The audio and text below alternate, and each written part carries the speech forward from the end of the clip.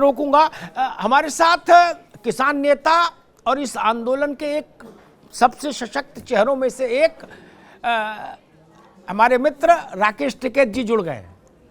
टिकैत जी, बहुत बहुत स्वागत है आपका।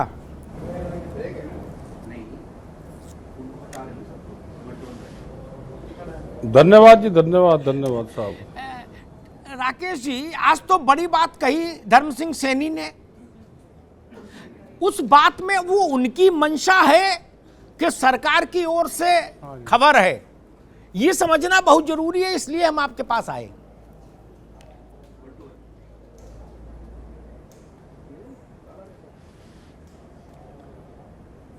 देखो, उन्होंने बात कही है तो ये उनकी चर्चा सरकारों के अंदर हुई होगी, उस तरह की चर्चा हुई होगी।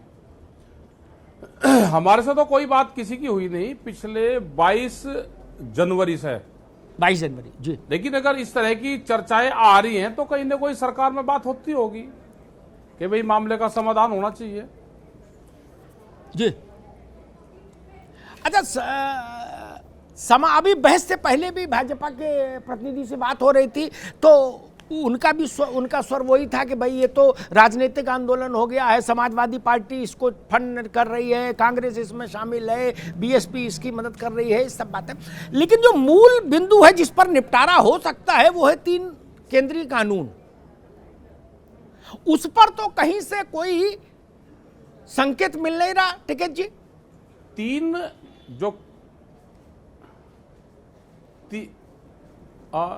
देखो, 3 कानून हैं जी। वे वापसी हो, एमएसपी पे गारंटी कानून बने, उसको हाउस में लेकर आओ या पार्लियामेंट सेशन शुरू हो रहा है उसको लेकर आए। उसके बाद में एक कमेटी बनेगी जी। इन चीज पे धरना खत्म हो जाएगा और एक कमेटी इसके साथ में बनेगी जिसमें भारत सरकार के लोग होंगे और किसान संगठन के संयुक्त मोर्चे के लोग होंगे।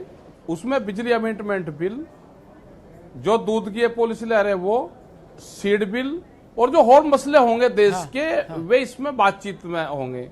क्योंकि रोज की रोज धरना प्रदर्शन तो नहीं, फिर एक बातचीत तो हो जाएगी, सरकार के लोग बैठे और किसान बैठे, उनके बाद में और जो भी मामले होते रहेंगे बैठ के बातचीत से समाधान होता रहे। यही 22 जनवरी में बात हुई थी, यही जो 12 दौर की बातचीत हुई यही बात उसमें हुई थी। तो ये सारे हुए थे। अब ये कोई कुछ बयान कर रहे हैं, इन्हीं के लोग कुछ बयान करते हैं, हमारे से इनकी किसी की कोई बातचीत नहीं हुई और ना देश को गुमराह करें। और फिर मैं ये पूछना चाहता हूं कि अगर ये कानून ठीक है, सारी चीजें बिल्कुल ठीक हैं, क्या बीजेपी के लोग जो सत्ता में जो लोग हैं क्या ये उस कानूनों को मानने को तैयार हैं? भाई अगर उसको तैयार हैं तो जो 10 साल पुराना ट्रैक्टर है वो उस ट्रैक्टर को बाहर खड़ा करे, क्यों उसको चला रहे हो? देश ने कानून बना दिया। ठीक बात है। पंपिंग सेट है 10 साल पुराना, अपनी गाड़ियां हैं 10 साल पुरानी, उनको सबको बाहर निकाल ले और एफिडेविट दे कि मैं इन कानूनों का उसका समर्थन करता हूं। ये भी तो एक कानूनी है जिनटी ने बंद कर दिए हुए जी। दूध की पॉलिसी है, सीड बिल है, तो बहुत से सवाल हैं ये। अब इनको जानकारी कुछ होती नहीं, अपना इनको बता देते हैं, ये बात अपना करते रहते हैं। क्या फसलों का रेट अगर हम मांग रहे, एमएसपी की बात हम कर रहे, ये कहते हैं जी एमएसपी तो इसमें है नहीं, प्रधानमंत्री ने कह दिया कि एमएसपी थी है और रहेगी। भाई उसमें आप गारंटी दे दो कि एमएसपी से नीचे पे बिकने का नहीं, जो सरकार खरीदे उसको सरकार खरीद ले, बाजार उससे नीचे पे खरीद नहीं करेगा। किसी को अगर उस पर अनाज पे व्यापार करना वो कर लेगा, किसी को दूसरे चीजों पे कपड़े का व्यापार करना हो कपड़े का कर लेगा। किसी ने एग्रीमेंट तो है नहीं कि नहीं अनाज का ही करना, सस्ता खरीदना। ठीक बात है। और अब तो एक चीज और होगी भाई, 2022 में 1 जनवरी से फसलों के रेट दुगने हो जाएंगे, देश के प्रधानमंत्री ने कहा। ये तो सब चीजें कहा उन्होंने मंडी के बाहर। अच्छा टिकैत जी, एक बात बताओ, बेच सकते हैं वो भी राकेश भाई आप तो एक बात बताओ, 1 जनवरी को दूने कैसे हो जाएंगे? ये कोई जादू मंत्र है कि एक दिन में कैलेंडर बदला दूने हो गए? दूने अभी जो होते दिख रहे हो तो हो जाएंगे, मसला तो ये है। ये हो सके, ये तो मंत्र है इनके पास में, एक दिन में दूध पिला सकते हैं सब जगह, तो संघ के लोग हैं कर सकते हैं, इनका प्रचार तंत्र बहुत बड़ा है, कर सकते हैं ये एक दिन में दोगुने रेट। कोई बात नहीं, प्रधानमंत्री जी हैं, अगर उन्हें जबान में इतना वो है तो एक दिन में हो सकते हैं दुगने, क्या दिक्कत होगी जी। देश के प्रधानमंत्री को झूठ तो बोलते नहीं, अच्छा क्योंकि उन्होंने ना, जब 2011 में ये स्टैंडिंग कमेटी के अध्यक्ष थे, जब ये मुख्यमंत्री थे वहां पे, ठीक है, एक मिनट सुनो ये, और उसमें ये उन्होंने जो फाइनेंशियल कमेटी थी उसके अध्यक्ष थे। एक प्रस्ताव आया था कि एमएसपी पे गारंटी कानून बनना चाहिए, तो 11,000 का अपना वो पर्चा निकाल लें। आज ये प्रधानमंत्री हैं, ऊपर लेवल ने इनको शोहरत दी, अपना ही लिखा हुआ कानून को लागू कर दें। दूसरा चीज ये बताएंगे कि ये तो बहुत बढ़िया कानून है। 2012 में अरुण जेटली, सुषमा स्वराज, इन्हीं के ही मेंबर पार्लियामेंट थे, बड़े सीनियर लीडर थे वे देश के। जब कांग्रेस इन कानूनों को लेकर आई तो ये कानून उस टाइम पे काले थे। हमको वो रास्ता बता दो जो 8 साल में 12 से 20,000 तक ये कानून सफेद कैसे हुए, भाई वो रास्ता भी यही बता दे। उनके वीडियो जो है वे सुन लें। हाँ। भाई ये 4-5 चीजें हैं, ये इनसे जरूर आप पूछ लेना जी। अच्छा ठीक है, चिल्ला चिल्ला के कहते थे कि जो आड़ती हैं तो एटीएम है हमारे जी। राकेश जी, वो एटीएम जी, प्रधानमंत्री ने कहा था, मोदी जी ने कहा था कि भाई हम किसान से एक टेलीफोन दूर हैं, जब चाहे तब किसान आ जाए बात करे। आपने टेलीफोन क्यों नहीं मिलाया भाई? हाँ जी जी, हाँ वो, हाँ नहीं, इतना हमने फोन मिलाया, वो लाइन होगी बिजी, वो लाइन मिला ली रामपुर के व्यापारियों ने, बिचौलियों ने, और उन्होंने 11,000 फर्जी एटीएम वो कार्ड बनवा लिए किसानों के, वे फोन डाटा उठा लिया उन्होंने, और 11,000 कॉल करके किसानों का रजिस्ट्रेशन करवा लिया अकेले रामपुर डिस्ट्रिक्ट में, और उनके नाम पर फर्जी तरीके से उन्होंने धान और फसल बेच दी। जो धान रामपुर में पैदा भी नहीं होता, जो मंसूरी धान बिहार के बॉर्डर पे पैदा होता है बिहार में, वहां से खरीद के यहाँ बेच दिया। तो जब तक हम लाइन में लगे रहे, जब तक तो एक ही जिले ने उसका डाटे का इस्तेमाल कर लिया, उस फोन का लाइन बिजी मिली, हमें तो आज तक लाइन मिली नहीं हो।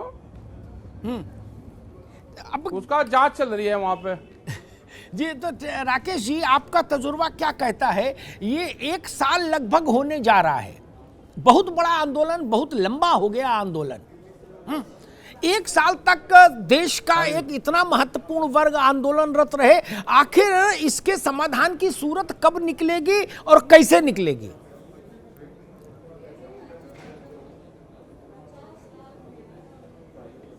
देखो, इसका ये संघर्ष से समाधान तक ये आंदोलन जारी रहेगा। बातचीत के लिए तैयार हैं जी, और जब चुनी हुई सरकार 5 साल तक चल सकती है, तो भाई किसानों का आंदोलन, जिन्होंने वोट दिए हैं, उसका आंदोलन 5 साल तक चल सकता है। और कोई ज्यादा लंबा आंदोलन थोड़ा होता है, 1 साल का कोई ज्यादा बड़ा थोड़ा आंदोलन होता है। भाई हर आदमी ये चाहेगा भाई मेरी चीज बड़ी हो, मैं भी चाहूंगा कि मेरा भी खेत बड़ा हो, मैं भी चाहूंगा कि मेरा ट्रैक्टर बड़ा हो, हर आदमी चाहता है कि मेरा छोटा घर है बड़ा घर हो, ये भी चाहते हैं कि मेरी सरकार 5 साल चली, मेरी अगली 5 साल फिर चल जाए जी। तो आंदोलन ही छोटा क्यों हो। यह आंदोलन चलेगा जब तक भारत सरकार समझौता नहीं करेगी। यह आंदोलन संघर्ष से समाधान तक आंदोलन जारी रहेगा जी। अच्छा, उत्तर प्रदेश में कुछ चुनाव के मद्देनजर सुनने में आ रहा था कि सक्रियता बढ़ेगी किसान यूनियन की, उस धरना प्रदर्शन उसका एक रूपरेखा बनेगी।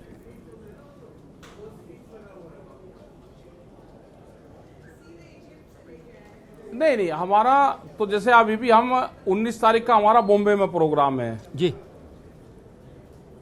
और 22 तारीख की हमारी लखनऊ में पंचायत है, 26 तारीख को समस्त बॉर्डरों पे हैं और प्रदेश की राजधानियों पे हैं, जिसमें 5 स्टेट छोड़ा हमने, उत्तर प्रदेश छोड़ा, उत्तराखंड, पंजाब, हरियाणा और राजस्थान ये छोड़ा, लेकिन और जगह होगा 26 तारीख का।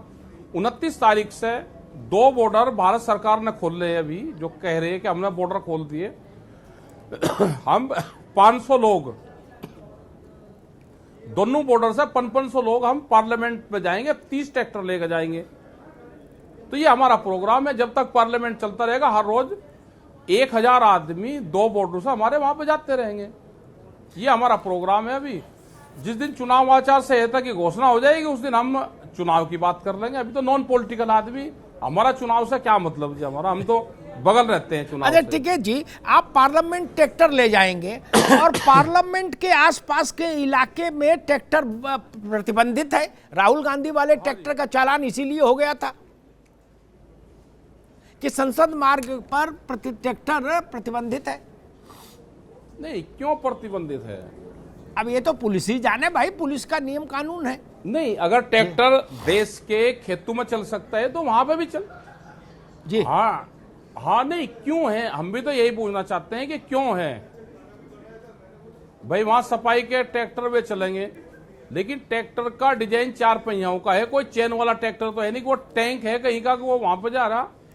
ट्रैक्टर से इतनी एलर्जी क्यों है इनको भाई? बता दो हमको क्यों है ट्रैक्टर से एलर्जी?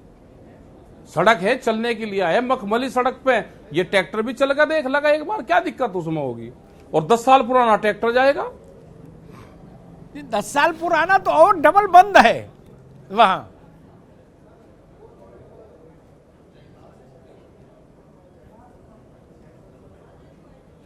नहीं, वहां पार्लियामेंट हाउस में एक क्वालिस गाड़ी है, उसको कई साल हो गए बंद हुए को, वो वहीं पे चल रही है जी।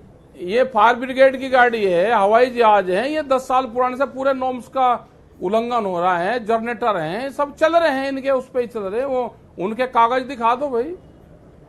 और हम 10 साल वाला सिस्टम हम मानते नहीं उसको, इसीलिए तो जाएंगे जी ठीक है साहब, क्या उम्मीद की जाए नए वर्ष में जब दुनिया प्रवेश करेगी, भारत प्रवेश करेगा, तब इस सबसे बड़ी समस्या का, जो अभी की सबसे बड़ी समस्या है, उसका समाधान देश के सामने होगा?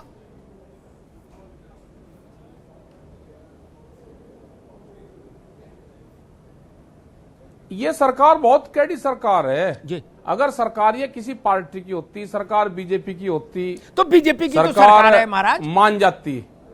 सरकार है मोदी सरकार, और मोदी सरकार को चलाती है। नहीं, बीजेपी की नहीं जी, हमने तो जो एड देखे थे वो ये देखे था अब की बार मोदी सरकार। भाई अडवाणी जी कहाँ है जिन्होंने पार्टी बनाई थी? जोशी जी कहाँ हैं? और बहुत लोग हैं जो घरों में बैठे अपना आराम कर रहे, कैद कर रखे हैं घरों में।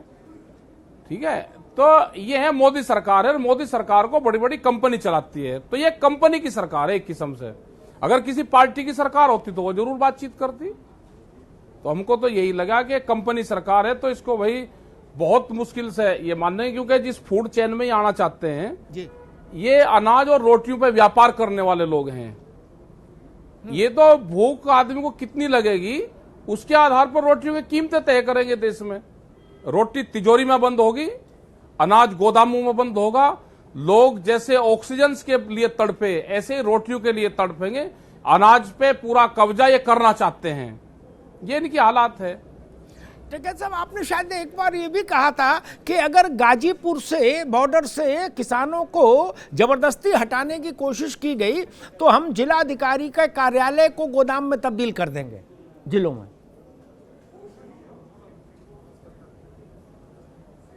नहीं, हमने ये कहा नहीं, ये नहीं कहा। हमने ये कहा कि गाजीपुर पर तो एक वो मामला चल रहा था, उसी टाइम पे खरीद का मामला चल रहा था।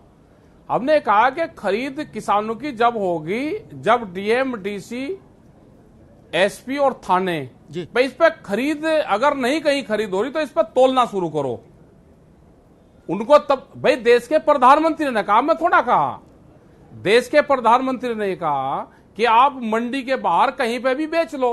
हाँ। ऐसा थोड़ा कि मुजफ्फरनगर के जिला अधिकारी के वहां तो फसल बिकेगी और दूसरे के जगह नहीं बिकेगी। हमने मुजफ्फरनगर के जिला अधिकारी के ऑफिस में गन्ना बेचा और दूसरे दिन उसका भुगतान हुआ, तो इसका मतलब यह है कि मंडी से ज्यादा बढ़िया पैसा जो कैश को वो मिलता है, तो शुगर मिल से भी बढ़िया पैसा डीएम के ऑफिस में मिलता है। तो 2 साल पहले हमने वहां पे गन्ना बिकवाया था, वहां पे जी डीएम के ऑफिस पे गन्ना बिका। तो जब तक डीएम इनके ऑफिसों पे गन्ना फसलें बिकती रहेगी, किसान वहां का रास्ता जानता रहेगा, तो उस जिले में समस्या आएगी नहीं। ये है नहीं। उत्तर प्रदेश में दिल्ली में आपने बताया कि जी भाजपा की सरकार नहीं है, पार्टी की सरकार नहीं है। उत्तर प्रदेश की सरकार के साथ आपका तजुर्बा कैसा है अब तक का?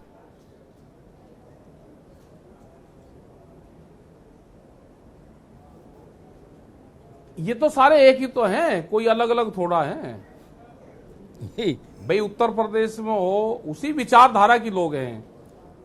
दिल्ली का हो, उत्तर प्रदेश का हो, जहां जहां इनकी सरकार है, जहां मोदी सरकार है, मोदी समर्थित सरकार है, वहां के हालात यही है सब जगह के जी। और दूसरी जगह भी इसका असर पड़ता है, क्योंकि एमएसपी गारंटी कानून अगर बनेगा तो भारत सरकार बनाएगी और उसी का लाभ फिर सब स्टेट में मिलेगा जी। आज से पहले हमने देखा था कि जब राजा प्रथा थी, किले के अंदर पूरा अनाज इकट्ठा होता था और जब भूखी जनता होती थी तो राजा अनाज बांटता था। ये तो 50-100 साल में ये व्यवस्था थोड़ी सी कुछ ठीक हुई। उसके बाद में जमींदारी प्रथा रही तो अनाज पे उनका भी कब्जा रहा।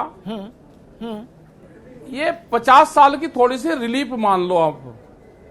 और अब फिर यही होगा कि इन्होंने कहा कि भूख पे व्यापार करो, अनाज पे व्यापार करो, अनाज को अपने कब्जे में लो। तो ये फिर दोबारा अनाज को अपने कब्जे में लेना चाहते हैं। नहीं, लेकिन जब पीडीएस जारी रहेगा, लड़ाई तो अनाज की है राकेश भाई, जब पीडीएस अगर जारी रहेगा तो खरीद जारी रखनी पड़ेगी।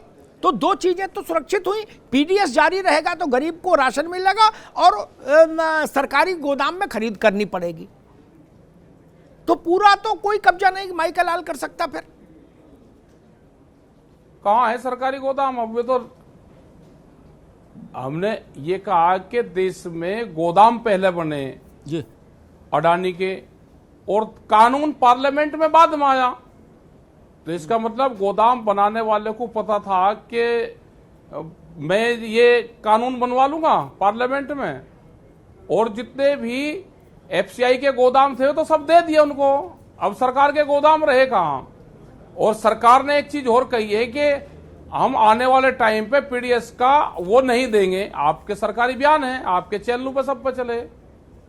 और उत्तर प्रदेश ने भी ये कहा कि हम फ्री अनाज की जो व्यवस्था होगी वो अप्रैल तक करेंगे।